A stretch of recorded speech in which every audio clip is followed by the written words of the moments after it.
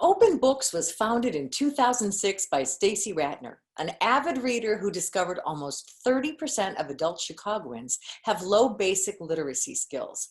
She set out to change that with the creation of Open Books, and Executive Director Eric Johnson continues the mission. Welcome, Eric, to Community Connection. Thanks for being here today. Hi, thank you for having me, Cindy. What a wonderful job you have to introduce people to literature, to books, to storytelling.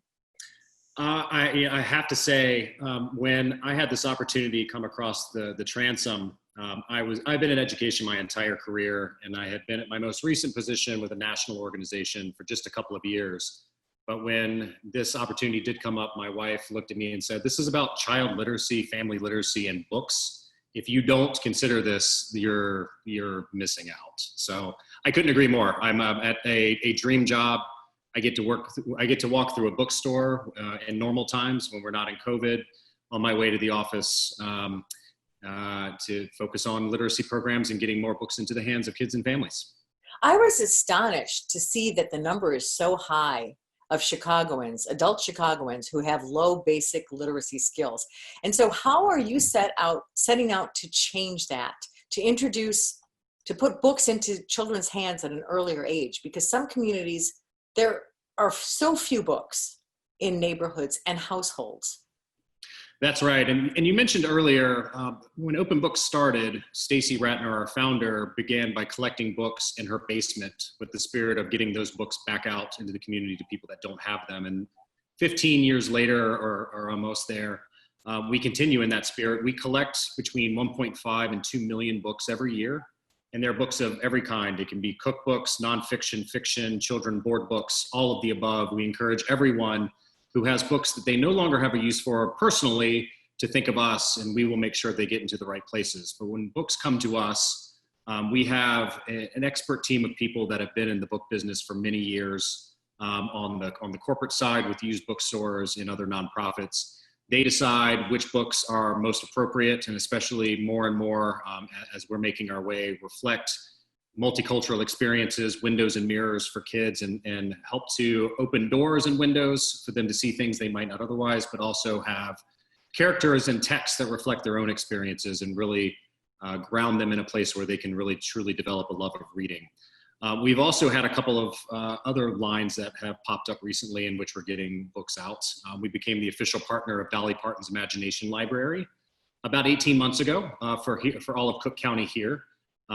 In that respect, when we enroll someone between the ages of birth and 5 into that program, they have a book mailed to their home every single month until they turn 5. That's a phenomenal program. When I read about that, it was absolutely. That's life-changing. It is. If you think about it, when a child is born into the world, if we can enroll someone before they're even born, and parents can enroll their children according to their due date, not even their birth date, they can start receiving a book during their first month in the world.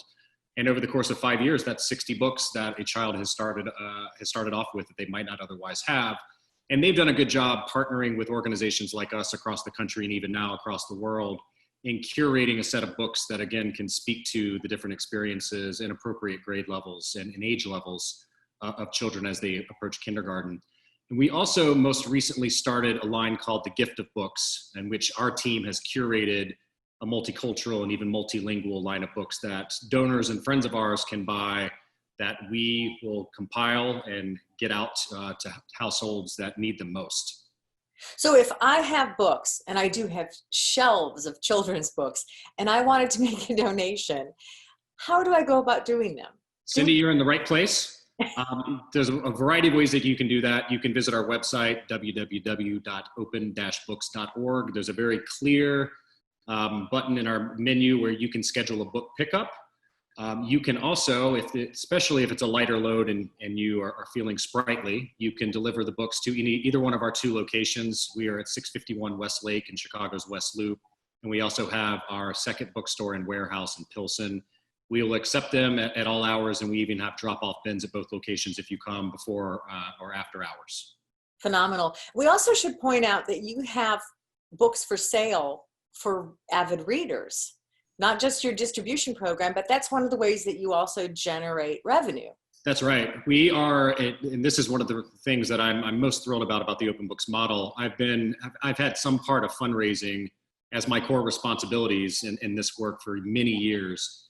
We are lucky in that we are funded by a couple of different primary revenue streams. Not only do we accept philanthropic dollars through individual gifts, grants from foundations and so forth, the revenue from both of our stores and online all go to support our operations and all of our literacy programs, including book granting. So if you are at, our West Loop location is open. We are currently keeping our Pilsen location closed during the pandemic. You can visit the West Loop store. We are fully equipped with safety equipment and all of the necessary protocols so that our customers can feel safe, but know that in a store of roughly 40 to 50,000 titles at any given time, 95 to 98% of those are donated from, John Q. Public, Chicagoans just like yourself, Cindy, who have donated them so that we can put them to better use. When you make that purchase, again, that revenue goes to support our literacy programs and book granting. That's a phenomenal concept and so basic, but so life-changing. That's right. So we encourage people, open-books.org for more information, or for volunteer opportunities, or to shop. There are many different ways that you can help the organization. Eric, thank you for joining us today. Keep up the good work. Congratulations on your success. Cindy, it was a pleasure. Thank you so much for having me. We look forward to having a conversation again soon.